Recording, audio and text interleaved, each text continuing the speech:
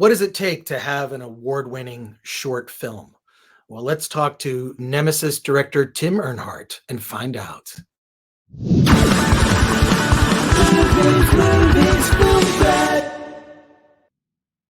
Welcome to the Filmstrap Podcast. I am Chris Gore. I am so lucky. I get to talk to filmmakers about their movies, and in particular, this movie, Nemesis, which is an indie sci-fi short film that has won, oh my God, I just found out from Tim, this thing has won like 50 awards or something. You need to see it, and let's talk to the director, Tim Earnhart. Tim, how you doing today? Great. Great.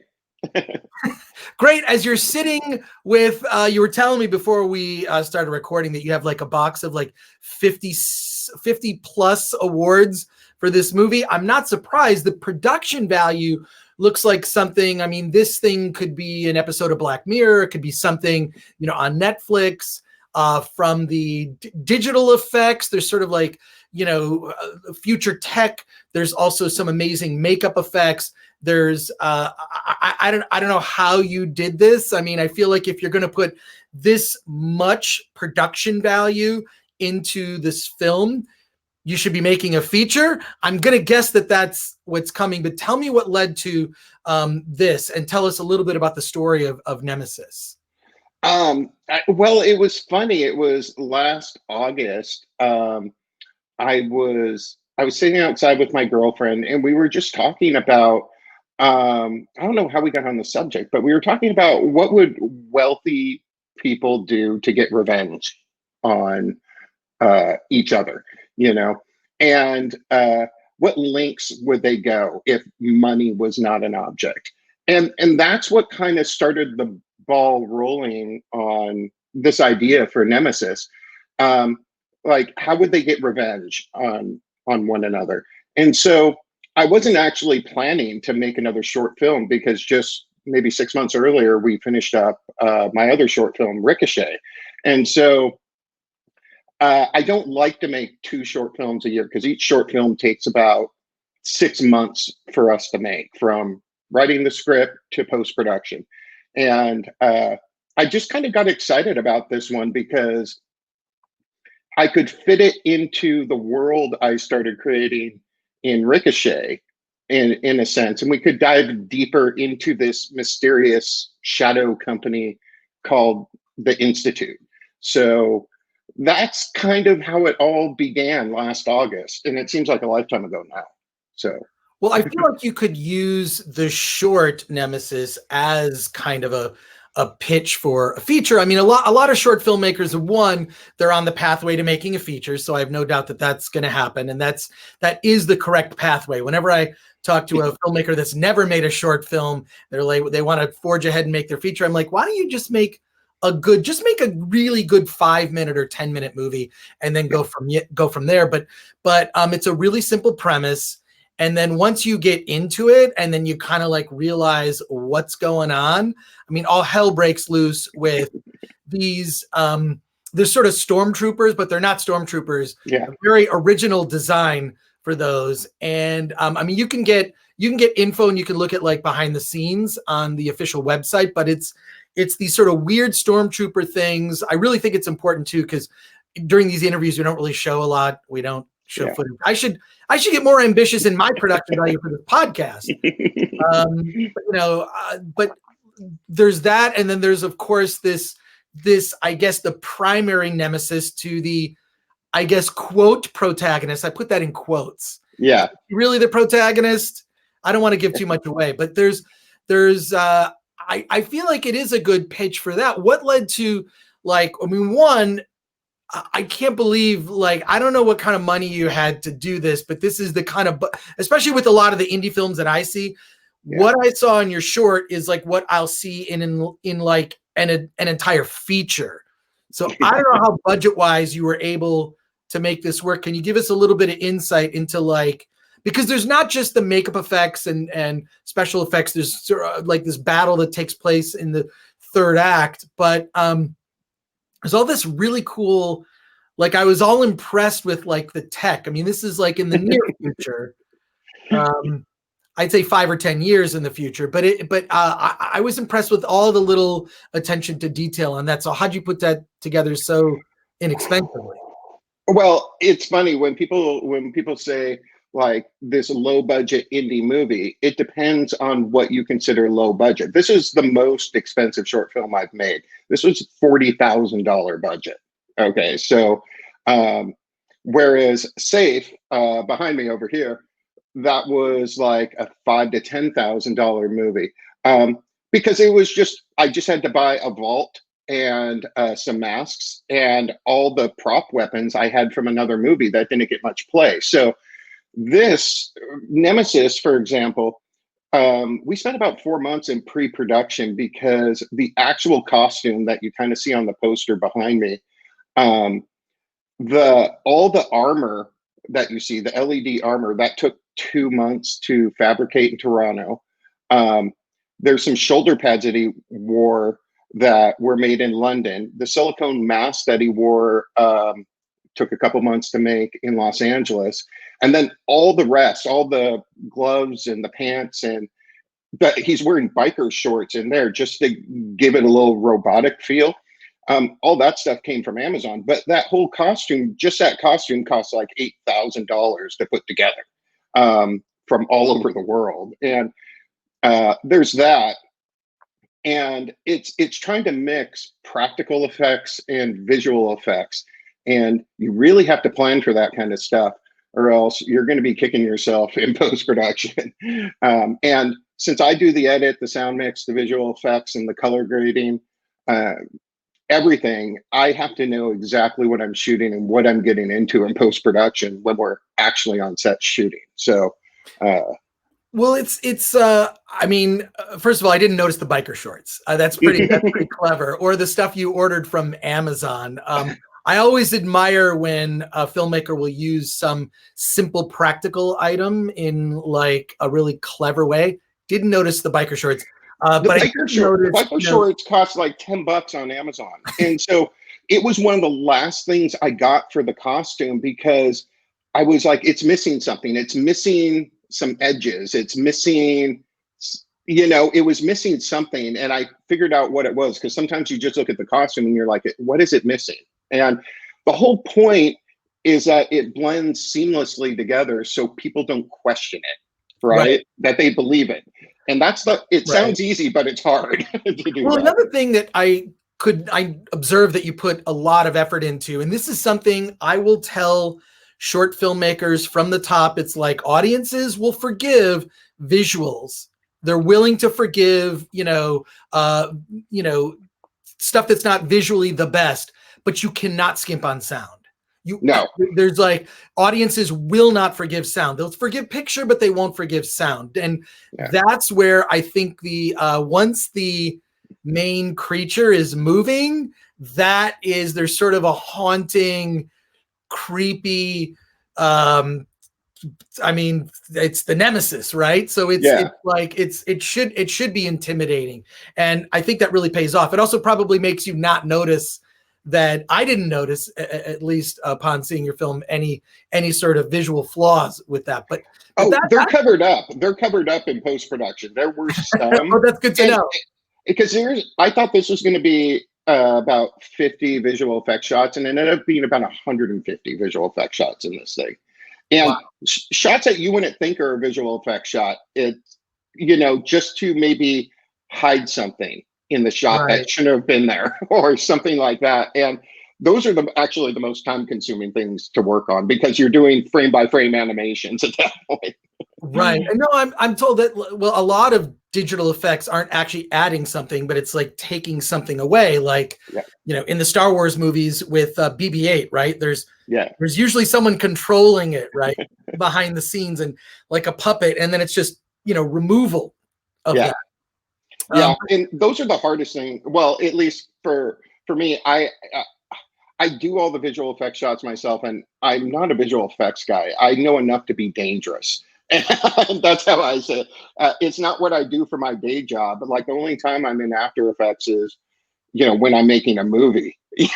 So it's This was an undertaking, and mainly because I try to stay away from monster costumes because they're very intricate and they can get really expensive.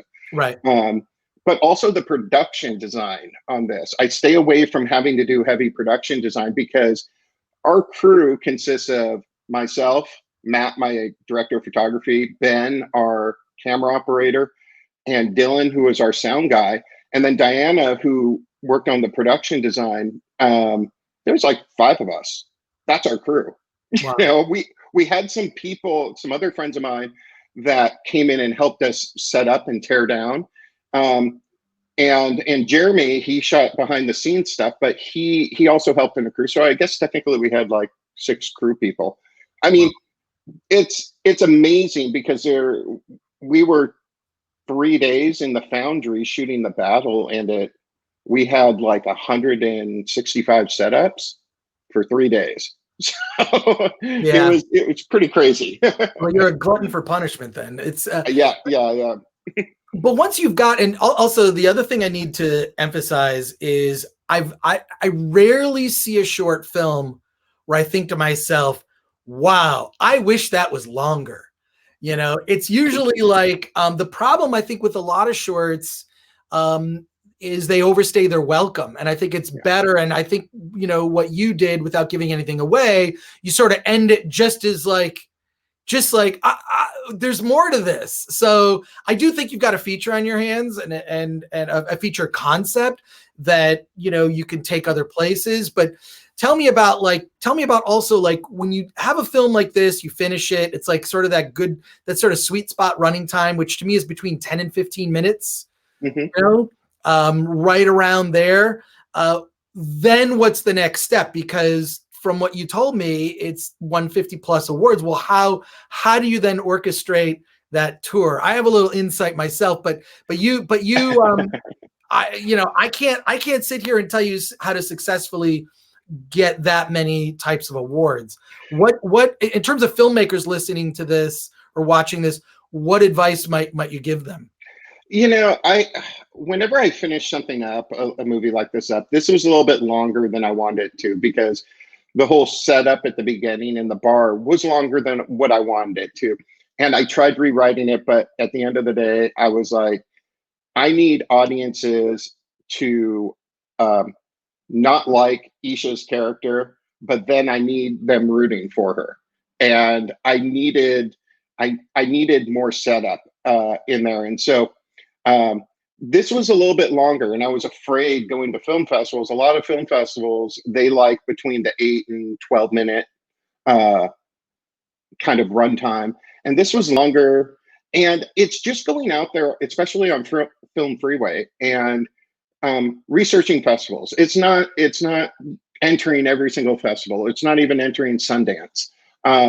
It's saying, where are some good festivals that are going to get eyes on it? The types of eyes I need on it. It's not just getting an audience to see it, but you know, whether it be maybe some producer's assistant will be at that festival, or producers or other directors, other filmmakers that will see this and say, wait, there may be something here, you know, for something from a TV show to a feature film or something like that. So it's not entering every film festival. It's being strategic about which festivals you're entering in.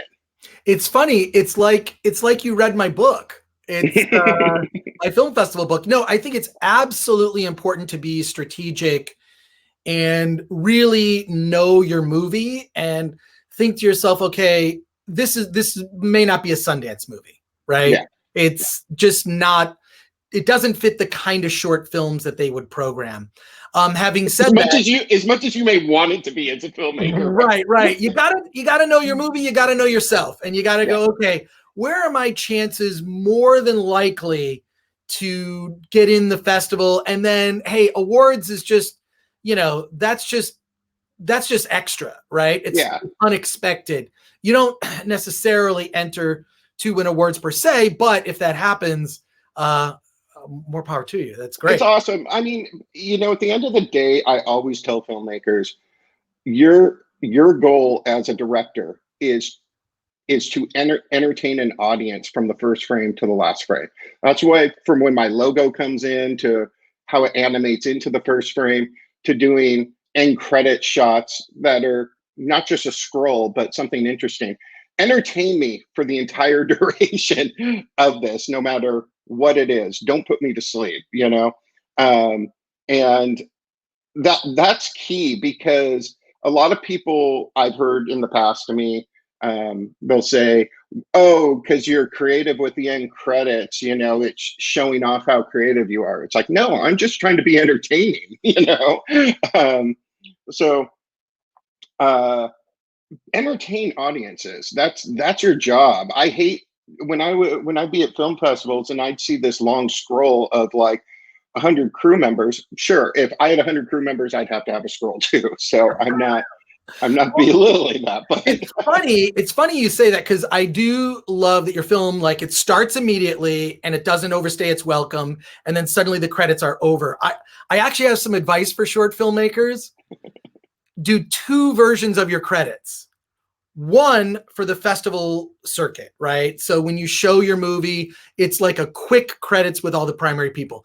And then do a second version of the credits that's 7 minutes long, that thanks everyone. Whenever you see, when it gets to the thing in the credits where everyone is like, they're thanking their thanking your parents. First of all, I think it's lovely when a filmmaker wants to, you know, thank their family. I fully support that.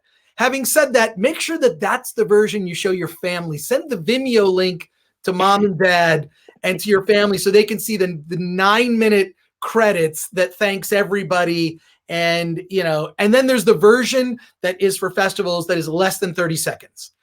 Yeah. I'm curious, like that. And the thing is this, I would know, just as having been a programmer at a couple film festivals in the past and watched way too many, you know, these are the things you kind of notice that work and don't work, right? Is a short end credit sequence, especially because you're more likely to get programmed as part of a block of shorts, right? Yeah, so exactly. And if you do something that's a little entertaining, like the end credit sequence we did in Nemesis, it's actually, you know, comprised of a few shots, but the main, it's just, I have a map of the location where we're at, and Ben, the camera operator, he's just doing handheld, and he'll move it from location to location, and he'll put the camera on the ground, hold it there for 5 seconds. My director of photography will pull focus, say, okay, it's in focus, and we'll just do one long shot moving all around, and then in post, I speed up the shot, and then actually people have asked me, it's like, man, you motion track all these credits on top of the live footage, and I'm like, why make it harder than it needs to be? What I do is when I get to a frame I want, I'll export that frame as a PNG, I'll pre-comp it in After Effects, I'll put the credit in it, and I'll just push in like 5%, and then I'll speed up the footage between each credits, and I'll color grade them and do all that stuff. It only takes a day to do. And you make something that's kind of entertaining for audiences, and you put some sound effects in there and stuff. So like, it's not hard to do. You just have to think about it before you shoot. Well, I am a big fan of credit sequences, both opening and closing. And I think that, you know, we've seen it, and I think it's just an important thing to think about, whether you just go, you know, subtle and whatever. I had a conversation once with David Cronenberg, where I just love his credit sequences in the beginnings of all of his movies, The Fly being one of my favorites. And when I asked him about this years ago, I think the interview might be on the filmthreat.com website. I asked him, I said, why do you do that? And he's like, well, he doesn't like when you go in a theater and people are kind of like settling or they're talking or whatever. He wants to get their attention. So the whole point of the credits is just to like get you to like, okay, open your snacks, get settled, but get ready, because you're about to see something. And The Fly is one of my favorites. That sort of like out of focus shot that almost looks like a fly's eye view, but it's a convention floor. Like it's such a great title sequence, and all of his movies have. It just struck me because that's you see directors have threads. That's a thread for sure. Yeah. But wow. Okay. So Tim, broke my rule. We have now done a podcast that's longer than your film. Oh, sorry. What did you do to me? No, and we didn't Oh my even. God. We only hit on a few aspects of the movie too. One thing I do know is we have not done this before, but we are going to do a watch party for Tim's movie for Nemesis. So subscribe to the Film Threat YouTube channel. If you're not already subscribed, pay attention, because shortly after you see this podcast, there is going to be a watch party where you'll get to talk to the filmmakers and get much more insight into this remarkable short film. So I broke the one rule, but that's okay. That's okay. Yeah, that's this okay. podcast is longer than the short, which is around 12 minutes. Tim, thank you so much for being on the Film Threat podcast. It's a pleasure to talk to you. No, thank you. Thanks, Chris. I appreciate it. And I want to thank our sponsor, Storyblocks. Go to storyblocks.com/film threat. All sorts of tools for filmmakers, including tools to do special effects and After Effects. There's cleared music. There's 1 million+ stock footage clips. You can kind of, I'm a user of Storyblocks, so support the podcast because they support us. Tim, congratulations again on Nemesis. It's a remarkable short. Thank you so much, Chris. I appreciate it.